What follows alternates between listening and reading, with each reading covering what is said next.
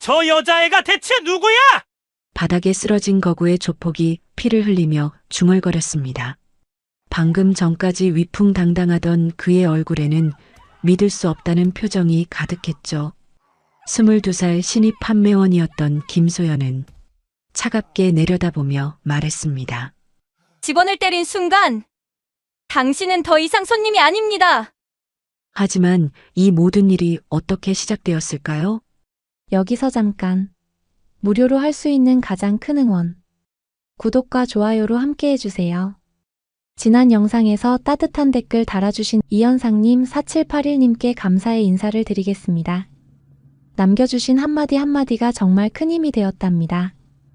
여러분도 우리 서로 힘내자는 응원의 메시지 한마디씩 댓글로 남겨주세요. 다음 영상에서 좋은 기운 듬뿍 담아 정성껏 읽어드릴게요. 불과 몇 시간 전만 해도 소연은 그저 매일 온나는 평범한 백화점 신입사원이었거든요. 오전 7시 30분 서울 지하철 2호선 강남역. 김소연은 붐비는 출근길 지하철에서 몸이 이리저리 밀리면서도 꿋꿋이 서 있었습니다. 손에는 구겨진 취업 준비서가 들려 있었고 얼굴에는 피로가 역력했습니다.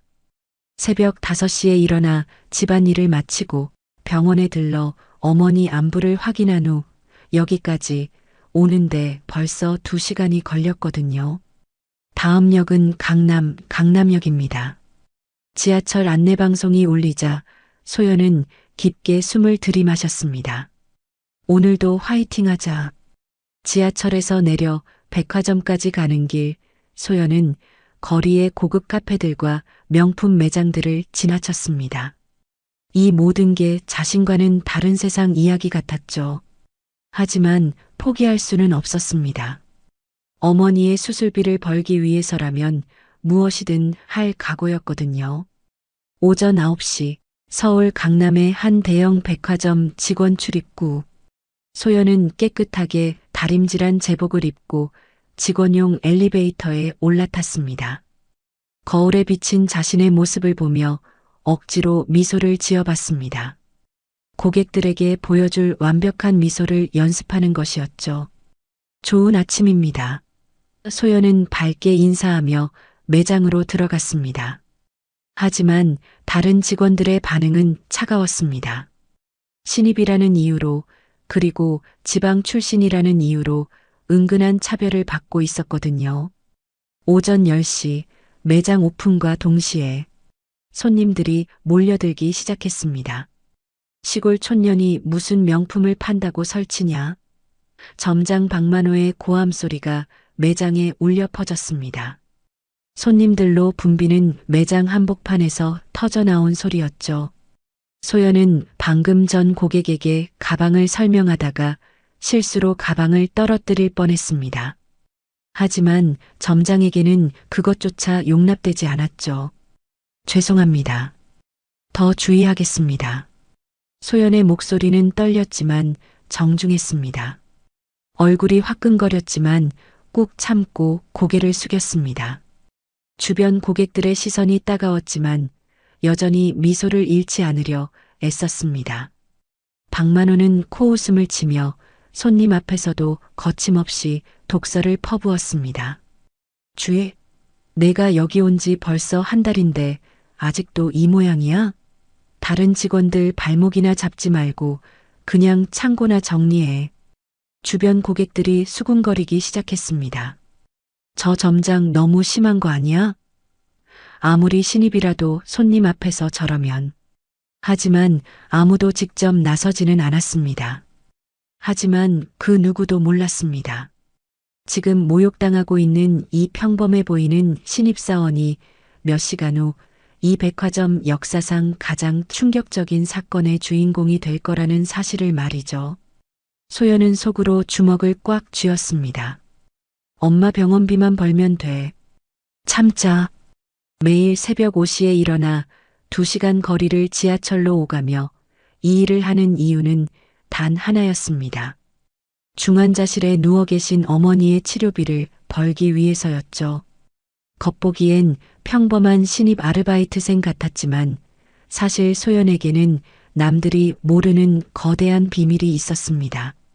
특전사 출신인 아버지 밑에서 자라며 어린 시절부터 무술과 체력 훈련을 받으며 성장한 아이였거든요. 매일 새벽 5시에 일어나는 것도 사실은 아버지가 가르쳐준 훈련 습관 때문이었습니다. 아버지는 소연이 고등학교 때 작전 중 순직하셨습니다. 그 후로 소연은 평범한 삶을 살려고 노력해왔죠. 아버지의 동료들이 도움을 주려고 했지만 소연은 스스로 살아가기로 결심했습니다. 소연아, 괜찮아? 옆에서 정리를 돕던 동료 직원 미정이 걱정스럽게 물었습니다. 미정은 소연보다 2살 많은 선배였지만 항상 소연을 챙겨주려고 했습니다. 괜찮아요. 익숙해요. 소연은 쓴웃음을 지으며 답했습니다. 하지만 마음속 깊은 곳에서는 뭔가 끓어오르는 것을 느꼈습니다. 어린 시절 아버지가 항상 강조했던 말이 떠올랐죠. 내 힘은 남을 해치라고 주어진 게 아니다. 누군가를 지키기 위해 써라. 그때는 그 말의 진짜 의미를 몰랐습니다. 하지만 오늘 소연은 그 말의 무게를 온몸으로 깨닫게 될 것입니다. 점심시간이 지나고 오후가 되자 매장은 더욱 붐비기 시작했습니다. 주말 세일 때문에 평소보다 2배는 많은 고객들이 몰려들었거든요. 점장은 여전히 투덜거리며 사무실로 들어갔고 소연은 다시 고객 응대에 집중했습니다. 하지만 마음 한편으로는 이상한 예감이 들었습니다. 마치 오늘은 뭔가 다른 일이 일어날 것 같은 느낌이었죠. 그리고 그 예감은 적중했습니다. 오후 2시쯤 매장은 주말 세일 고객들로 발 디딜 틈 없이 붐비고 있었습니다. 소연은 고급 핸드백 코너에서 중년 여성 고객을 안내하고 있었습니다. 이 가방은 이탈리아 수제품으로. 소연이 친절하게 설명하고 있을 때 갑자기 입구 쪽이 소란스러워졌습니다. 저 사람들 뭐지? 미정이 고개를 돌리며 중얼거렸습니다. 소연도 시선을 돌렸습니다. 검은 양복을 입은 남자들이 무리를 지어 매장으로 들어오고 있었습니다. 그들의 목에는 번쩍이는 굵은 금목걸이가 걸려 있었고 손에는 값비싼 명품 가방들이 들려 있었습니다. 하지만 뭔가 일반적인 고객들과는 다른 분위기였습니다. 소연의 직감이 경고음을 울렸습니다. 아버지로부터 물려받은 날카로운 관찰력이 그들에게서 위험한 기운을 감지한 것이었습니다. 그들의 걸음걸이, 시선 처리, 그리고 은근히 위압적인 태도, 분명 평범한 손님들이 아니었습니다. 저 사람들, 뭔가 이상해. 소연이 작게 중얼거렸을 때 그 남자들이 직원들을 향해 손짓하기 시작했습니다.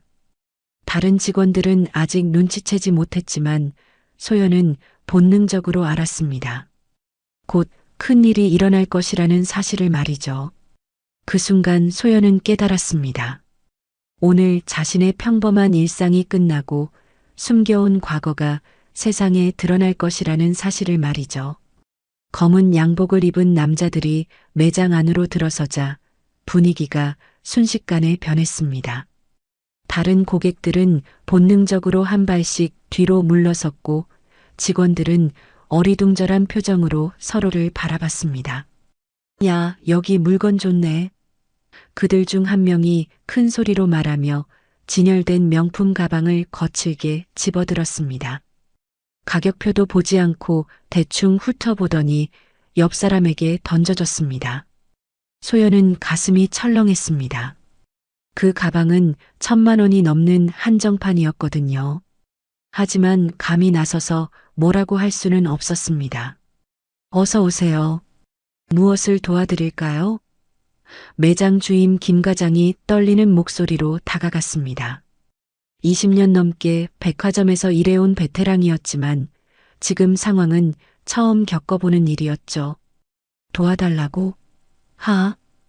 두목격으로 보이는 남자가 비웃으며 답했습니다. 그의 목에는 엄지손가락만 한 금목걸이가 걸려 있었고 손목에는 수억 원짜리 시계가 번쩍였습니다. 우리가 도움이 필요해 보여? 김 과장은 당황했지만 최대한 정중하게 말했습니다. 그런 뜻이 아니라 혹시 찾으시는 제품이 있으시면. 찾는 제품? 남자는 웃음을 터뜨렸습니다. 야들아, 우리가 뭔 제품을 찾는데. 다른 남자들도 킥킥거리며 웃었습니다.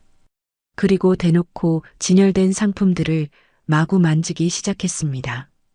포장지를 뜯고 가격표를 떼어내고 심지어 바닥에 떨어뜨리기도 했습니다. 잠깐요. 그렇게 하시면 안 됩니다. 김 과장이 급하게 말을 막으려 했지만 남자 중 한 명이 그를 밀쳐냈습니다. 뭐, 안 된다고? 그 남자의 목소리가 갑자기 차가워졌습니다. 우리가 돈 낼 거니까 상관없잖아. 아니면 우리를 무시하는 거야? 분위기가 급속도로 험악해졌습니다.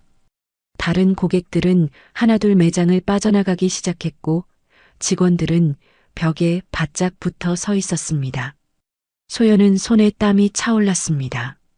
아버지에게 받은 훈련 덕분에 위험 상황을 감지하는 능력이 남달랐거든요.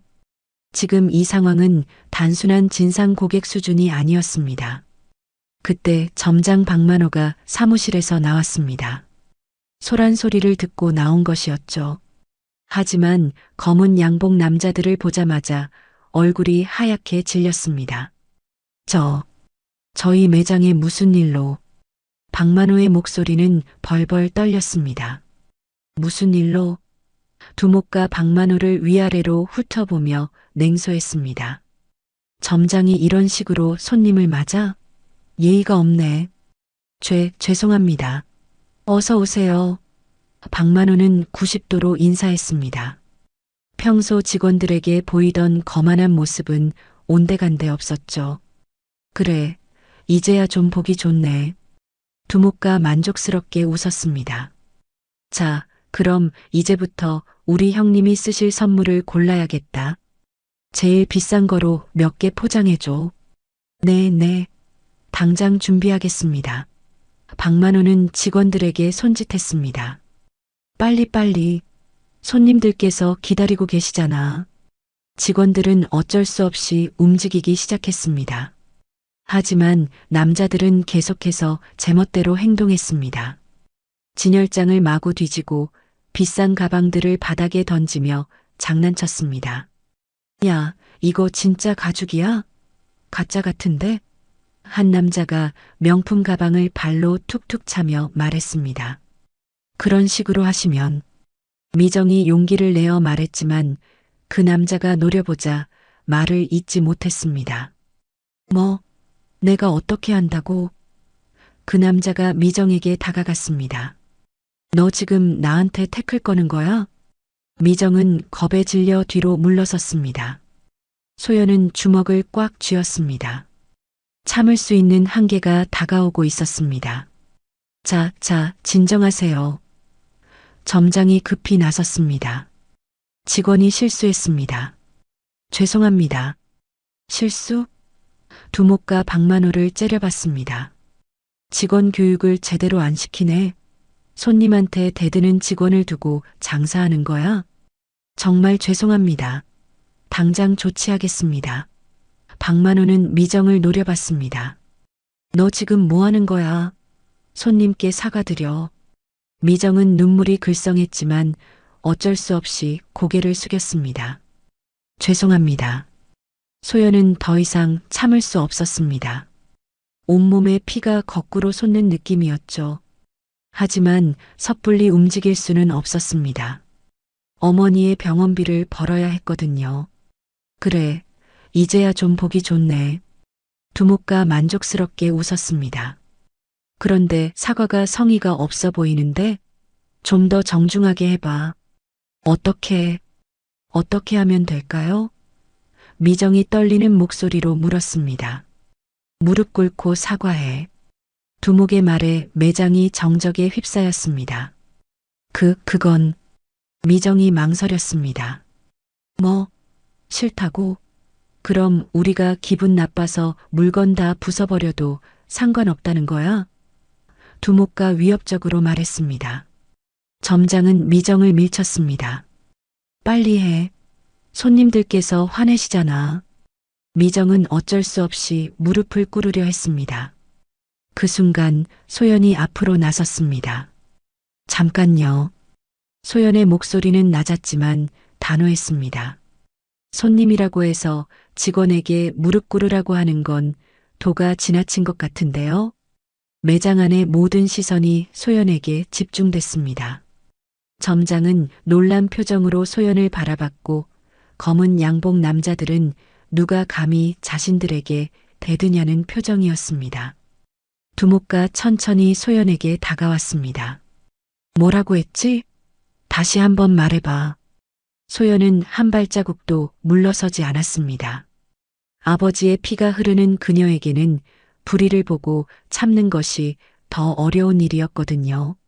저희는 성실하게 일하는 직원들입니다.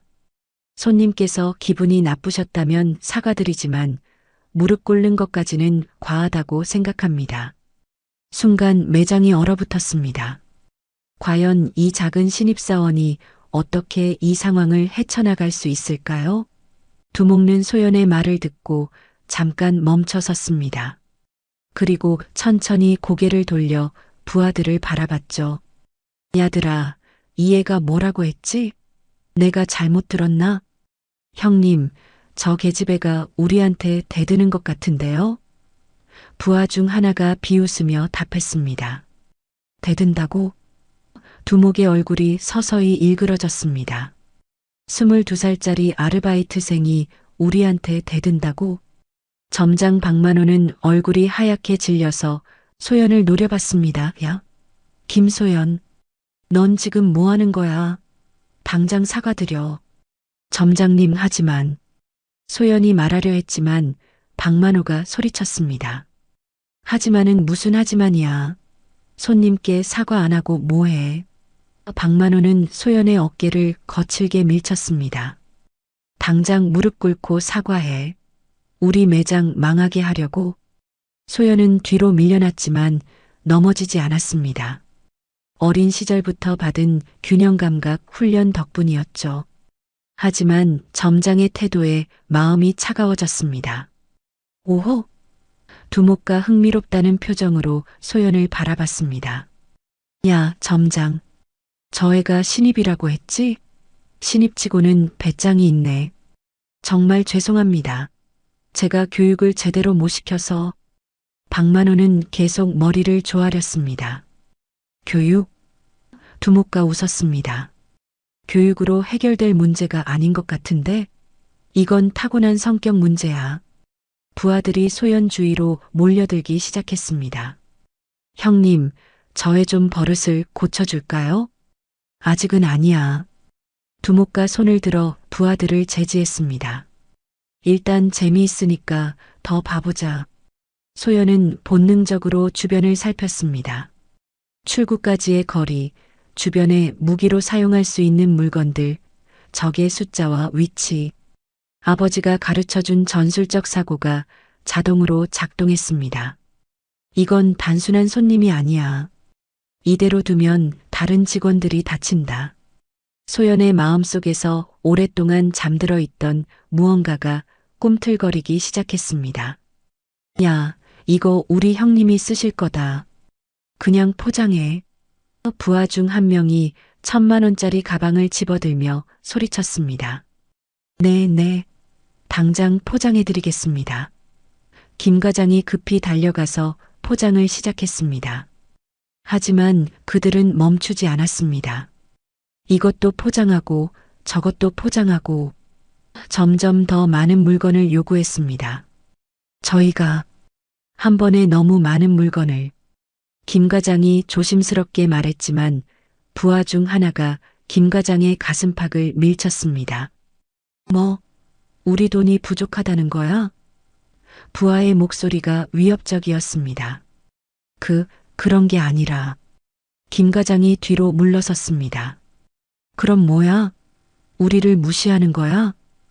부하가 김 과장에게 더 가까이 다가갔습니다. 소연은 주먹을 꽉 쥐었습니다. 아버지의 목소리가 귓가에 맴돌았습니다. 내 힘은 남을 해치라고 주어진 게 아니다. 누군가를 지키기 위해 써라. 점장 박만호는 그 틈에 슬쩍 몸을 숨겼습니다. 사무실 쪽으로 천천히 이동하면서 자신만 안전하면 된다는 듯한 모습이었죠. 점장님, 미정이 도움을 요청했지만 박만호는 못 본 척했습니다. 두목과 소연에게 다가왔습니다. 야, 신입. 내가 아까 우리한테 뭐라고 했지? 손님이라고 해서 직원에게 무릎 꿇으라고 하는 건 도가 지나쳤다고 했습니다.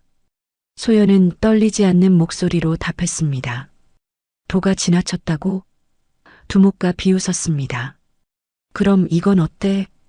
갑자기 두목과 손을 뻗어 진열대 위의 화분을 바닥에 내던졌습니다. 쨍그랑 화분이 박살나며 흙이 사방에 흩어졌습니다. 이것도 도가 지나친 거야? 두목과 도발적으로 물었습니다. 직원들은 겁에 질려 뒤로 물러섰습니다. 다른 고객들은 이미 모두 매장을 떠났고 매장 안에는 오직 직원들과 검은 양복 남자들만 남아 있었습니다. 손님, 제발. 미정이 떨리는 목소리로 말했지만 두목는 신경 쓰지 않았습니다. 대신 또 다른 화분을 들어 올렸습니다. 이것도 깨뜨릴까? 그만하세요. 소연이 큰 소리로 외쳤습니다. 그만하라고? 두목의 눈이 위험하게 번뜩였습니다. 누가 누구한테 그만하라고 해? 소연의 눈빛이 변하기 시작했습니다. 평소의 순한 눈빛이 아니라 날카롭고 차가운 무언가가 깨어나고 있었습니다. 마지막으로 한 번 더 말씀드립니다. 소연의 목소리가 낮아졌습니다. 여기는 장난칠 곳이 아닙니다. 장난? 두목과 웃음을 터뜨렸습니다. 야들아, 제가 우리한테 장난치지 말라네. 부하들도 킥킥거리며 웃었습니다. 형님, 22살짜리가 우리한테 훈계를 하네요. 그래, 좋아. 두목과 소연 앞으로 바싹 다가왔습니다. 그럼 내가 우리를 어떻게 할 건데? 경찰 부를 거야? 아니면 매니저 부를 거야? 소연은 대답하지 않았습니다. 대신 마음속에서 아버지의 마지막 당부가 떠올랐습니다. 소연아, 내 안에는 강한 힘이 있다. 하지만 그 힘은 함부로 쓰는 게 아니야. 정말로 누군가를 지켜야 할 때만 써라. 지금이 바로 그때였습니다. 소연의 눈빛이 완전히 바뀌었습니다. 어린 양 같던 눈에서 맹수의 눈빛이 나오기 시작했습니다. 잊고 있던 본능이 깨어나고 있었습니다. 두목는 소연의 변화를 눈치채지 못했습니다. 여전히 자신만만한 표정으로 소연을 내려다보고 있었죠. 야, 대답 안 해? 그럼 우리가 대신 답해줄까? 두목과 소연의 어깨에 손을 올리려는 순간이었습니다. 두목이 소연의 어깨에 손을 올리려는 순간 소연이 재빠르게 한 발 뒤로 물러섰습니다. 만지지 마세요. 소연의 목소리는 차갑게 식어 있었습니다. 뭐? 두목의 얼굴이 일그러졌습니다. 야, 이 계집애가 지금 나를 피해? 부하들이 웅성거리기 시작했습니다. 형님, 저 애가 완전히 무시하는 거 아닙니까? 그러게 말이야. 두목과 비웃으며 고개를 저었습니다. 22살짜리가 세상을 너무 만만하게 보네. 매장 분위기는 점점 더 험악해졌습니다. 처음에는 단순한 진상 고객 정도로 생각했던 상황이 걷잡을 수 없이 악화되고 있었습니다. 다른 고객들은 이미 모두 매장을 빠져나갔고 직원들만 남아서 벌벌 떨고 있었습니다. 그때 조폭 무리 중 덩치가 가장 큰 남자가 계산대 위에 다리를 올리며 비웃었습니다. 야, 여기 일하는 애들. 얼굴은 그럭저럭인데 서비스는 형편없네. 그 말에 다른 부하들이 킥킥거리며 웃었습니다. 맞아요, 형님. 이런 데서 일하는 애들은 좀 더 친절해야 하는 거 아닙니까? 친절? 두목과 턱을 괴며 생각하는 척했습니다. 그래, 친절이 부족해. 이런 애들은 웃으면서 술 따르는 데 가서 교육 좀 받아야겠어. 직원들의 얼굴이 굳어졌습니다. 무슨 말인지 다들 알 수 있었거든요. 특히 옆에서 포장을 돕던 미정이 움찔하며 몸을 사렸습니다. 특히 저의 두목과 미정을 가리키며 손가락질했습니다. 너 얼굴도 괜찮고 몸매도 괜찮네. 나랑 끝나고 술 한잔 가자. 미정은 겁에 질려 고개를 절레절레 저었습니다. 죄송하지만 그런 건 안 됩니다. 죄송하지만 두목의 목소리가 갑자기 차갑게 변했습니다. 거절하면 어떻게 되는지 알아? 저는 그런 일 안 합니다. 미정이 떨리는 목소리로 말했습니다. 두목 주변의 부하들이 미정을 에워쌌습니다. 야, 이 애가 형님 호의를 거절하네. 요즘 아르바이트생들이 배짱이 좋아졌어. 다른 부하가 혀를 찼습니다. 점장 박만호는 이 상황이 심각해지는 것을 느끼고 있었지만 감히 나서지 못했습니다. 대신 벽 쪽으로 슬금슬금 이동하면서 자신만 안전하면 된다는 듯한 모습이었죠. 뭐, 싫다고? 두목가 벌떡 일어났습니다. 감히 내가 제안했는데 거절해? 제발, 그냥 가주세요. 미정이 울먹이는 목소리로 말했습니다. 순간 두목가 미정에게 다가가더니 그녀의 뺨을 후려쳤습니다. 쾅! 매장 안에 울려 퍼진 소리에 모든 사람이 얼어붙었습니다. 아! 미정이 뺨을 움켜쥐며 비틀거렸습니다. 뺨이 빨갛게 부어올랐고 눈에서 눈물이 주르륵 흘러내렸습니다. 미정 언니, 소연이 달려가려 했지만 부하 중 하나가 길을 막았습니다. 야야, 어디 가려고? 부하가 소연을 거칠게 밀쳤습니다. 두목는 미정의 팔을 억지로 잡아 끌며 희롱하려 했습니다. 거절? 여기서 일하는 주제에 손님 제안을 거절해? 너 같은 애들이 어디서 까탈이야? 놔주세요. 제발. 미정이 몸부림쳤지만 두목는 더 세게 잡아당겼습니다. 놔달라고? 그럼 대신 무릎 꿇고 빌어봐. 그럼 생각해 볼게. 두목가 음흉하게 웃었습니다. 점장 박만호는 눈만 굴리며 뒤로 숨었습니다. 20년 넘게 백화점에서 일했지만 이런 상황은 처음이었거든요. 아니, 정확히는 개입하기 무서웠던 것이었습니다. 다른 직원들도 겁에 질려 아무 말도 못했습니다. 김 과장은 벽에 바짝 붙어서 벌벌 떨고 있었고 계산대에 있던 다른 직원도 마찬가지였습니다. 매장 밖에 있던 고객들도 상황을 눈치채고 충격에 숨을 죽였습니다. 하지만 아무도 개입하려 하지 않았습니다. 다들 자신들에게 피해가 올까봐 두려워했거든요. 야, 점장. 두목가 박만호를 향해 소리쳤습니다. 직원 관리 제대로 안 해? 손님한테 이런 식으로 대하라고 교육시켰어? 죄송합니다. 박만호는 계속 머리를 조아렸습니다. 제가 잘못 가르쳤습니다. 잘못 가르쳤다고? 두목가 비웃었습니다. 그럼 다시 가르쳐봐. 지금 당장. 어떻게 하면 될까요? 박만호가 떨리는 목소리로 물었습니다. 간단하지. 두목가 미정을 더 세게 잡아당기며 말했습니다. 이 애가 우리랑 술 마시러 가면 돼. 그럼 오늘 일은 없던 걸로 해줄게. 그건 안 됩니다.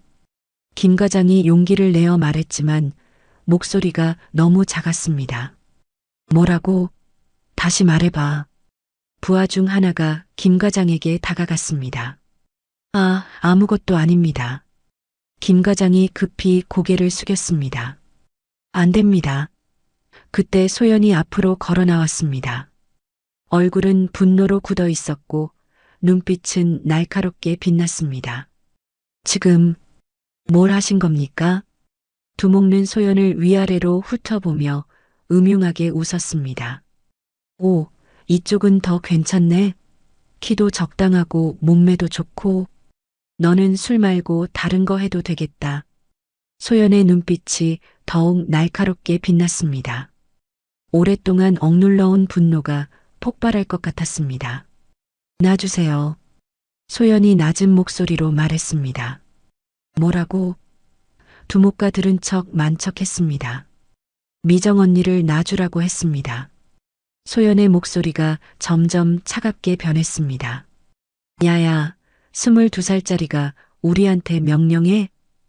부하 중 하나가 비웃었습니다. 명령이 아니라 부탁입니다. 소연이 한 발 더 다가왔습니다. 제발 놓아주세요. 부탁?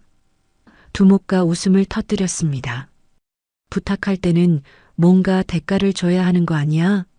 무슨 대가를 원하시는지. 소연이 말하려던 순간 두목과 갑자기 소연에게 손을 뻗었습니다. 너도 같이 와. 둘이서 우리 모시면 되잖아. 그럼 오늘 일은 조용히 넘어갈게. 그 순간 소연의 이성의 끈이 끊어졌습니다. 두목의 손이 소연에게 닿는 순간 소연은 번개처럼 움직였습니다. 으악! 두목과 고통에 비명을 지르며 바닥에 무릎을 꿇었습니다. 소연이 두목의 손목을 낚아채 단숨에 꺾어버린 것이었습니다. 매장 안이 정적에 휩싸였습니다. 아무도 예상하지 못한 상황이었거든요. 소연은 두목을 내려다보며 낮게 그러나 단호하게 말했습니다. 여기는 장난칠 곳이 아닙니다. 직원을 모욕하고 때린 순간 당신은 손님이 아니라 범죄자가 됐습니다. 두목은 손목을 부여잡으며 믿을 수 없다는 표정으로 소연을 바라봤습니다. 이 계집애가 감히. 다른 부하들도 순간 당황했습니다. 자신들의 두목과 22살 여자애에게 제압당한 것이었거든요. 형님, 부하들이 달려들려 했지만 소연의 눈빛을 보고 주저했습니다. 그 눈에는 지금까지 보지 못했던 무언가가 있었습니다. 점장과 다른 직원들은 입을 벌린 채 소연을 바라봤습니다. 평소 조용하고 순한 신입사원이 이런 모습을 보일 줄은 꿈에도 몰랐거든요. 형님, 부하들이 일제히 소연에게 달려들었습니다. 두목과 22살 여자애에게 제압당한 것을 보고 자존심이 상한 것이었죠. 야, 이 계집애가 미쳤나? 덩치가 큰 부하가 주먹을 휘두르며 소리쳤습니다. 형님한테 감히 손을 대? 한번 맛 좀 봐야 정신 차리겠네. 다른 부하도 거칠게 소연에게 다가왔습니다.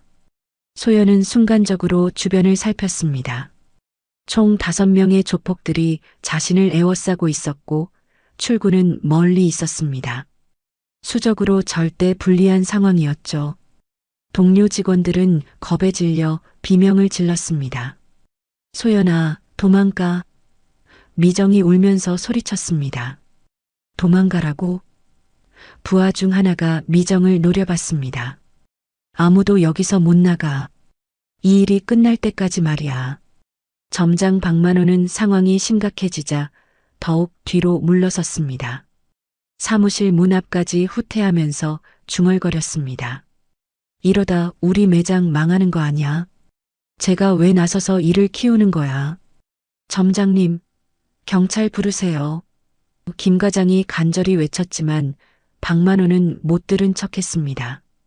경찰? 부하 중 하나가 비웃었습니다. 경찰 와봤자 소용없어. 우리가 뭘 잘못했는데? 그냥 쇼핑하러 온 손님이잖아. 맞아. 다른 부하가 맞장구 쳤습니다. 우리가 뭘 했다고?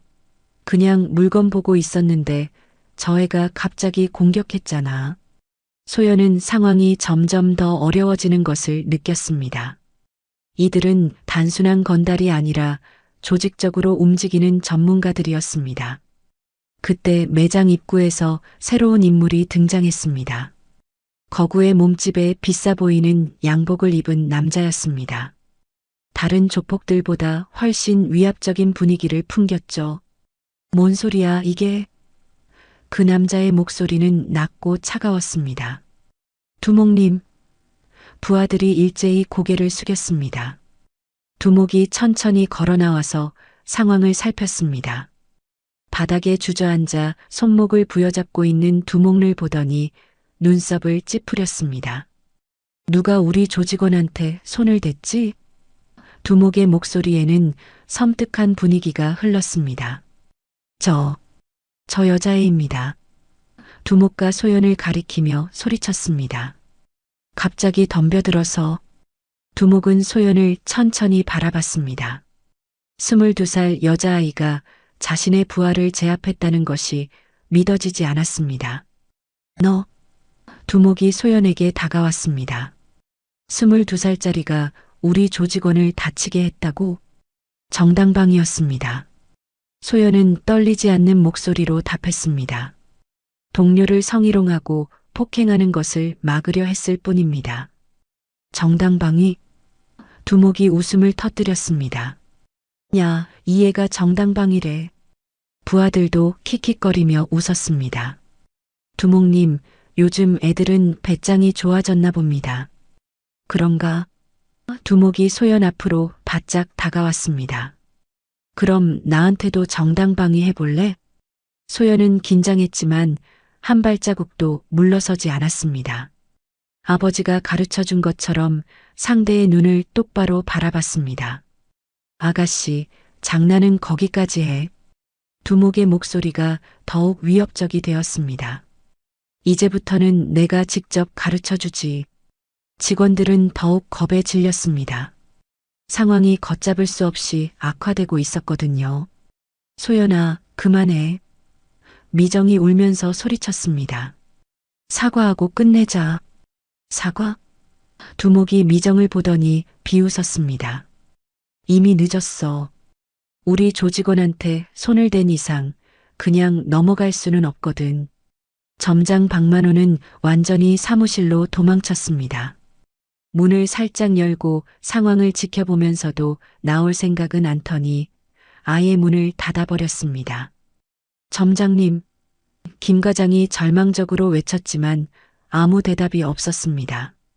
두목은 소연 주위를 천천히 돌면서 말했습니다.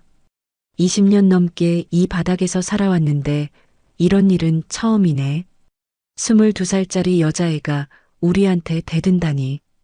대든 게 아닙니다. 소연이 차분하게 답했습니다. 잘못된 행동을 막으려 했을 뿐입니다. 잘못된 행동? 두목이 소연의 앞에 멈춰 섰습니다. 우리가 뭘 잘못했는데?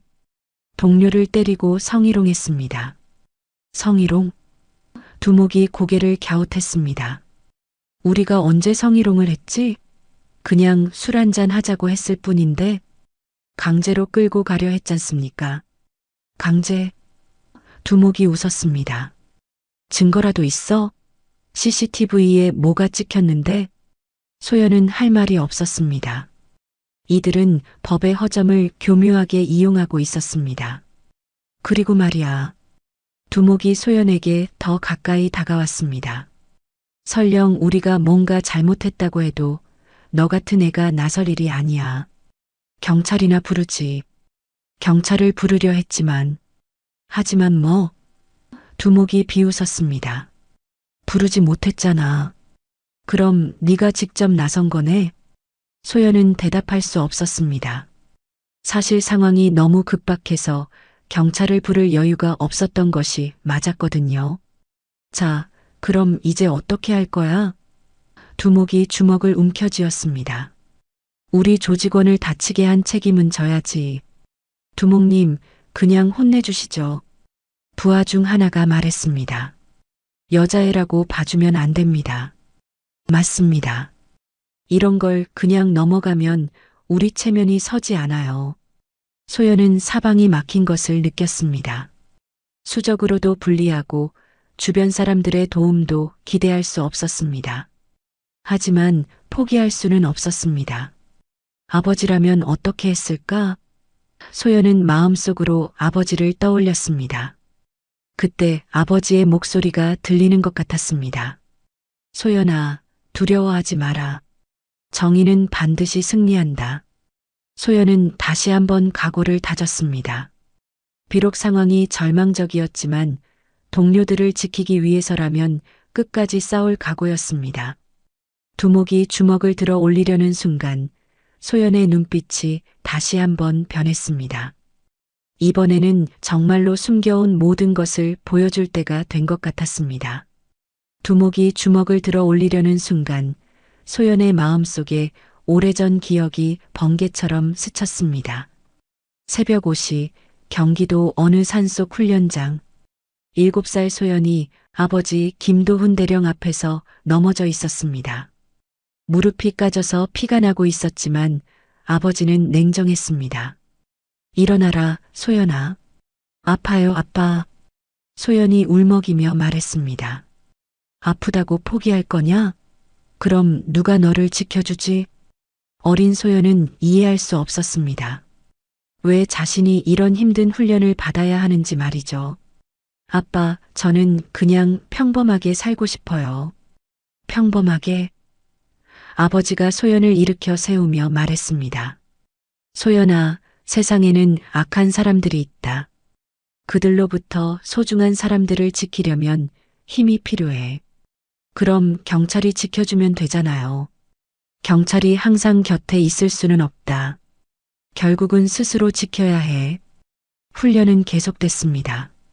매일 새벽마다 산을 뛰고 기본기를 익히고 넘어지고 또 넘어져도 일어나야 했습니다. 내 힘은 남을 해치라고 주어진 게 아니다. 아버지가 항상 강조했던 말이었습니다. 누군가를 지키기 위해 써라. 그때는 그 말의 진짜 의미를 몰랐습니다. 단지 아버지가 자신을 괴롭히는 것으로만 느껴졌거든요. 멍 때리고 있어? 두목의 고함 소리에 소연이 현실로 돌아왔습니다. 죄송합니다. 잠깐 생각에 빠졌었습니다. 소연이 침착하게 답했습니다. 생각? 두목이 비웃었습니다. 지금 상황에서 딴 생각을 해? 정말 배짱 좋네. 부하들이 소연을 에워쌌습니다. 두목님, 더 이상 시간 낭비하지 마시죠. 맞습니다. 빨리 끝내버리시죠. 소연은 마음속으로 아버지에게 말했습니다. 아빠, 이제야 알겠어요. 왜 저에게 그런 훈련을 시켰는지. 아버지의 목소리가 귓가에 메아리 쳤습니다. 소연아, 두려워하지 마라. 정의는 반드시 승리한다. 소연은 두려움 대신 결심으로 눈빛을 바꿨습니다. 이제는 내가 지켜야 할 차례야. 자, 마지막으로 한 번 더 기회를 줄게. 두목이 소연에게 말했습니다. 무릎 꿇고 사과하면 오늘 일은 조용히 넘어가 주지. 사과? 소연이 고개를 갸웃했습니다. 그래, 사과. 우리한테 잘못했다고 빌어. 무엇을 사과하라는 건가요? 우리 조직원한테 손을 댄 건 말이야. 소연은 잠시 생각했습니다. 그리고 단호하게 고개를 저었습니다. 죄송하지만 그럴 수는 없습니다. 뭐? 두목의 얼굴이 일그러졌습니다. 제가 한 행동은 잘못이 아닙니다. 동료를 지키려 한 것뿐입니다. 이 계집애가 끝까지. 두목이 분노에 차서 주먹을 휘둘렀습니다. 하지만 소연은 이미 준비하고 있었습니다. 아버지가 가르쳐준 회피 동작으로 두목의 주먹을 피했습니다. 뭐야? 두목이 당황했습니다.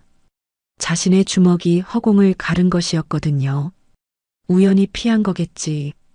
부하 중 하나가 말했습니다. 하지만 소연의 움직임은 우연이 아니었습니다. 오랜 훈련으로 몸에 밴 반사작용이었죠. 다시 한번 두목이 더 빠르게 주먹을 날렸습니다. 소연은 이번에도 깔끔하게 피했습니다. 그리고 반격할 수 있는 위치로 이동했습니다. 뭔가 이상해. 부하들이 수군거리기 시작했습니다. 22살짜리가 두목님 주먹을 2번이나 피했어. 우연일까? 점장 박만호가 사무실 문을 살짝 열고 상황을 지켜보고 있었습니다. 소연의 움직임을 보고 깜짝 놀랐습니다. 저 애가 대체 누구야? 박만호는 속으로 생각했습니다. 김 과장과 다른 직원들도 소연의 변화를 느꼈습니다. 평소의 순한 모습과는 완전히 다른 모습이었거든요. 소연이가 저런 면이 있었어? 미정이 놀란 표정으로 중얼거렸습니다. 두목은 점점 화가 났습니다. 자신이 22살 여자애에게 농락당하는 것 같았거든요. 야들아, 모두 덤벼. 두목이 부하들에게 명령했습니다. 네, 두목님. 부하들이 일제히 소연에게 달려들었습니다. 하지만 소연은 당황하지 않았습니다. 아버지가 가르쳐준 대로 침착하게 상황을 판단했습니다. 5명, 정면 2명, 왼쪽 하나, 오른쪽 하나, 뒤쪽 하나. 소연은 순식간에 적의 위치를 파악했습니다. 첫 번째 공격이 들어왔습니다. 소연은 몸을 낮춰 피하면서 상대의 균형을 무너뜨렸습니다. 우와! 부하 하나가 바닥에 넘어졌습니다. 뭐야 이게? 다른 부하들이 당황했습니다. 하지만 공격은 멈추지 않았습니다. 2번째, 3번째 공격이 연달아 들어왔습니다. 소연은 아버지가 가르쳐준 격투 기술을 하나씩 사용하기 시작했습니다. 상대의 힘을 이용한 유도 기술, 급소를 노리는 타격 기술. 이게 정말 뭐야? 두목이 소연의 움직임을 보며 경악했습니다. 소연의 눈빛이 완전히 변해 있었습니다. 평소의 순한 눈빛은 사라지고 냉철하고 날카로운 전사의 눈빛이 나오고 있었습니다. 이제 알겠습니다. 소연이 두목을 바라보며 말했습니다. 뭘 안다고? 아버지가 왜 저에게 힘을 주셨는지요? 소연의 목소리는 더 이상 떨리지 않았습니다. 바로 이런 순간을 위해서였습니다. 아버지, 두목이 의아해했습니다. 내 힘은 남을 해치라고 주어진 게 아니다. 누군가를 지키기 위해 써라. 소연이 아버지의 말을 되뇌었습니다. 그 순간 매장의 분위기가 완전히 바뀌었습니다. 소연 주변에서 보이지 않는 기운이 흘러나오기 시작했습니다. 직원들은 숨을 죽이고 상황을 지켜봤습니다. 과연 이 작은 신입사원이 거대한 조폭 조직과 맞서서 승리할 수 있을까요? 감히. 두목의 목소리가 낮게 깔렸습니다. 22살짜리가 우리를 무시해? 소연은 대답하지 않았습니다. 대신 조용히 호흡을 정리하며 아버지가 가르쳐준 자세를 취했습니다. 양발을 어깨 너비로 벌리고 무게중심을 낮추고 양손을 자연스럽게 내려놓았습니다.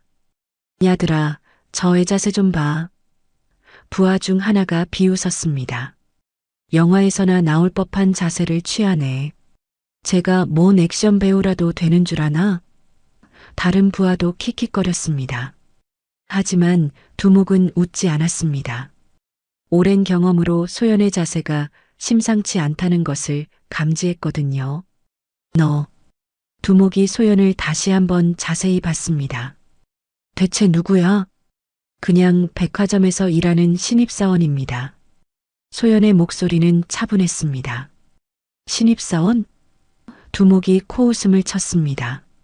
신입사원이 그런 자세를 취할 리 없어. 그럼 뭐라고 생각하세요? 최소한 어디선가 배운 놈이지. 두목이 소연 주위를 천천히 돌기 시작했습니다. 도장이라도 다녔나? 소연은 대답하지 않았습니다. 아버지가 가르쳐준 것처럼 상대의 움직임에만 집중했습니다. 말 안 해? 그럼 내가 직접 알아보지. 두목이 갑자기 돌진했습니다. 거대한 몸집에서 나오는 압박감이 엄청났습니다. 2m에 가까운 키에 100kg가 넘는 몸무게, 그리고 오랜 경험으로 다져진 실전 경험까지. 하지만 소연은 피하지 않았습니다. 정면으로 받아쳤습니다. 뭐? 두목이 놀랐습니다. 보통 사람이라면 자신의 돌진을 보고 피하기 마련인데 소연은 오히려 다가오고 있었거든요. 순간 소연의 손이 번개처럼 움직였습니다. 두목의 팔을 잡아 비틀면서 그의 균형을 무너뜨렸습니다. 으악! 두목이 비명을 지르며 바닥으로 향했습니다. 쿵! 매장이 흔들리듯 충격음이 울렸습니다. 거대한 두목의 몸이 바닥에 내리꽂힌 것이었습니다. 두목님, 부하들이 경악했습니다. 이게 뭐야? 22살짜리가 두목님을 매장 안이 정적에 휩싸였습니다. 아무도 이런 상황을 예상하지 못했거든요. 점장 박만호는 사무실 문틈으로 상황을 보다가 입을 벌린 채 얼어붙었습니다. 저 아이가 대체 누구야? 김 과장과 다른 직원들도 마찬가지였습니다. 평소 순하고 조용했던 신입사원이 이런 모습을 보일 줄은 꿈에도 몰랐거든요. 소연이가 미정이 눈물을 글썽이며 중얼거렸습니다. 소연이가 우리를 지켜주고 있어. 두목은 바닥에서 일어나려 했지만 쉽지 않았습니다. 소연의 기술이 정확히 급소를 노린 것이었거든요. 이런. 두목이 중얼거렸습니다. 어떻게 놀라셨나요? 소연이 차분하게 물었습니다. 저도 놀랐습니다. 제가 이런 실력이 있는 줄 몰랐거든요. 너 대체 어디서 배웠어? 두목이 힘겹게 일어서며 물었습니다. 아버지한테요. 아버지? 네. 특전사 출신이셨거든요. 순간 두목의 얼굴이 하얗게 질렸습니다. 특전사? 부하들도 당황했습니다. 특전사라고 했나? 설마 그 특전사? 소연은 계속 말했습니다. 김도훈 대령. 들어보셨나요? 김도훈? 두목이 더욱 놀랐습니다. 설마 전설의 그 김도훈? 아버지를 아세요? 안다고? 두목이 헛웃음을 쳤습니다. 우리 바닥에서 모르는 사람이 없어. 조폭들 소탕 작전의 핵심 인물이었잖아. 부하들의 얼굴도 하얗게 변했습니다. 그럼 저 애가 김도훈의 딸이라고? 이제 이해가 되네. 두목이 소연을 다시 바라봤습니다. 그 실력이 어디서 나온 건지. 하지만 두목은 쉽게 포기하지 않았습니다. 그래도 넌 아직 어려. 실전 경험이 부족해. 그럴 수도 있죠. 소연이 인정했습니다. 하지만 포기할 생각은 없습니다. 포기? 두목이 비웃었습니다. 이제 시작인데 뭔 포기야? 두목이 다시 일어나서 소연에게 달려들었습니다. 이번에는 더 신중하게 접근했습니다. 하지만 소연도 준비하고 있었습니다. 아버지가 가르쳐준 연속 기술을 사용할 때가 온 것이었습니다. 첫 번째 공격을 막고 두 번째로 반격하고 세 번째로 제압하는 연속 동작. 으악! 두목이 다시 바닥에 쓰러졌습니다. 이번에는 더 확실했습니다. 소연이 두목의 관절을 정확히 공격한 것이었거든요. 안 됩니다. 남은 부하들이 우르르 몰려들었습니다. 하지만 소연은 눈빛조차 흔들리지 않았습니다. 아버지가 가르쳐준 다대일 전투 기술을 사용하기 시작했습니다. 첫 번째 부하를 발차기로 제압하고 두 번째 부하를 손날로 기절시키고 세 번째 부하를 유도 기술로 넘어뜨렸습니다. 순식간에 상황이 역전되었습니다. 조폭들이 하나둘씩 바닥에 쓰러져 있었고 소연만 홀로 서 있었습니다. 이럴 수가. 두목이 바닥에서 헉헉거리며 말했습니다. 소연은 두목을 내려다보며 단호한 목소리로 말했습니다. 직원을 때린 순간 이건 쇼핑이 아니라 범죄입니다. 당신들은 더 이상 손님이 아닙니다. 매장 안은 숨막히는 정적에 잠겼습니다. 22살 신입사원이 조폭 조직을 혼자서 제압한 것이었습니다. 점장 박만호는 공포와 놀라움에 바닥에 주저앉았습니다. 저 아이가 대체 누구야? 바닥에 쓰러진 조폭들을 내려다보며 소연이 천천히 숨을 고르고 있을 때 갑자기 매장 입구에서 큰 소리가 들렸습니다. 경찰입니다. 모두 손을 들어주세요. 경찰이야. 미정이 안도의 표정으로 외쳤습니다. 경찰들이 우르르 매장 안으로 들어왔습니다. 하지만 예상과 다른 상황에 당황했습니다. 신고를 받고 왔는데 조폭들이 모두 바닥에 쓰러져 있었거든요. 이게 무슨 상황입니까? 경찰서장이 상황을 파악하려 했습니다. 점장 박만호가 사무실에서 기어 나왔습니다. 경찰관님, 저희를 구해주세요. 누가 신고했습니까? 저희 직원이 당했습니다. 박만호는 여전히 상황 파악을 못하고 있었습니다. 경찰서장이 주변을 둘러보니 이상했습니다. 그런데 가해자들이 왜 바닥에 쓰러져 있죠? 그게 김 과장이 떨리는 목소리로 소연을 가리켰습니다. 저 직원이 뭐요? 혼자서 다 제압했습니다. 뭐라고요? 경찰서장이 소연을 바라봤습니다. 22살 여자분이 이 사람들을 다? 네. 믿기 어렵지만 사실입니다. 경찰서장은 바닥에 쓰러진 조폭들을 확인했습니다. 모두 정확한 급소 공격을 받아 기절해 있었습니다. 이건 전문적인 기술이네요. 경찰서장이 감탄했습니다. 누구한테 배우셨습니까? 아버지한테 배웠습니다. 소연이 담담하게 답했습니다. 아버지가 무슨 일을 하셨는지 특전사였습니다. 김도훈 대령이었습니다. 김도훈? 경찰서장의 눈이 커졌습니다. 그 유명한 김도훈 대령의 따님이세요? 네. 아, 그럼 이해가 됩니다. 경찰서장이 고개를 끄덕였습니다. 대령님 덕분에 우리가 얼마나 많은 도움을 받았는지 조폭들이 하나둘 의식을 되찾기 시작했습니다. 두목이 일어나려 했지만 경찰이 즉시 제지했습니다. 당신들은 체포됩니다. 경찰이 수갑을 채우며 말했습니다. 폭행, 성희롱, 업무방해 혐의로. 잠깐, 두목이 소리쳤습니다. 우리가 뭘 잘못했다고? CCTV에 다 찍혔습니다. 경찰서장이 차가운 목소리로 말했습니다. 직원 폭행, 성희롱, 기물파손, 증거는 충분합니다. 그건 두목이 말문이 막혔습니다. 그리고 무엇보다 경찰서장이 소연을 바라보며 말했습니다. 이분이 정당방위로 여러분을 제압한 것입니다. 오히려 고마워해야 할 입장이죠. 조폭들은 할 말이 없었습니다. 자신들이 먼저 폭행을 저질렀고 그에 대한 정당한 응징을 받은 것이었거든요. 경찰들이 조폭들을 연행해 가자 매장은 다시 정적에 휩싸였습니다. 하지만 이번에는 두려움이 아니라 경외감이 흘렀습니다. 점장 박만호가 소연에게 다가왔습니다. 얼굴은 하얗게 질려 있었고 목소리는 떨리고 있었습니다. 소연아. 네, 점장님. 그동안 내가 잘못했어. 박만호가 고개를 푹 숙였습니다. 용서해다오. 소연은 박만호를 바라봤습니다.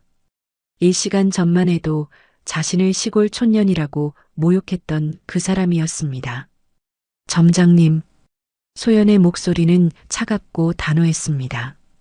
직원은 장식품이 아닙니다. 알고 있어. 정말 미안해. 존중받아야 할 동료입니다. 소연이 계속 말했습니다. 그동안 저뿐만 아니라 다른 직원들에게도 얼마나 많은 상처를 주셨는지 아세요? 박만호는 대답할 수 없었습니다. 자신의 잘못을 뼈저리게 느끼고 있었거든요. 앞으로는 달라져야 합니다. 소연이 단호하게 말했습니다. 그럴게. 정말 그럴게. 다른 직원들도 소연을 다른 시선으로 바라보기 시작했습니다. 더 이상 그녀를 단순한 신입사원으로 보지 않았습니다. 소연아, 고마워. 미정이 눈물을 글썽이며 말했습니다. 나를 지켜줘서 당연한 거예요, 언니. 소연이 미소를 지었습니다. 우린 동료잖아요. 김 과장도 다가왔습니다. 정말 대단했어. 그런 실력이 있는 줄 몰랐네. 저도 몰랐어요. 소연이 웃으며 답했습니다. 오늘 처음 써봤거든요. 그날 이후 백화점은 완전히 달라졌습니다. 점장은 더 이상 직원들을 함부로 대하지 않았고 동료들 사이의 분위기도 훨씬 좋아졌습니다. 직원들이 당당히 목소리를 낼 수 있는 분위기가 생겼습니다. 누군가 부당한 대우를 받으면 서로 도와주고 고객들도 더 성숙한 태도로 매장을 찾게 되었습니다.